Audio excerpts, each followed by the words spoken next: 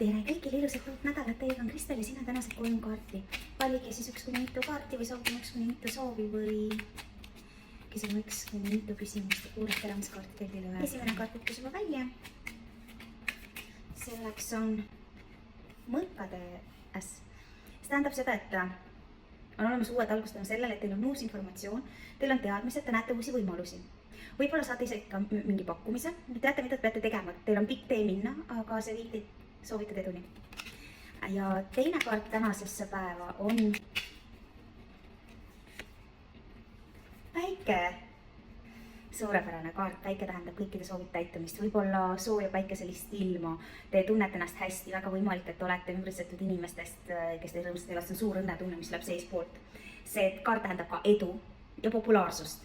Väga hea kaart kõikide blogijate jaoks, sellepärast, et see on just nimelt see populaarsus, kus teie olete tähelepanu keskpunktis.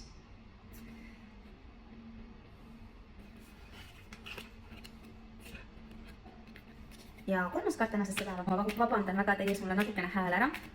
Vaatame, kuidas ma jõuan homsete kaartidega. Ja no tuli 4 olgu.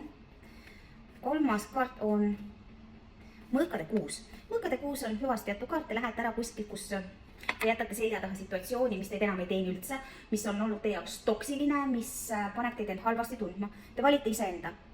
Te lähete teadmatusesse. See võib sümboliseerida ka mereteed, et te lähete kuhugi üle mere, kas näiteks saarele. Kreekas on väga populaarne, et minnakse saartele pühadeks. Või siis, kes on saared pärit. Või see võib ka tähendada seda, et te jätate tõesti kõik selle selja taha. Te ei tea, mis teid ees ootab, aga teate, et see on parem kui see, mis selja taha jäi.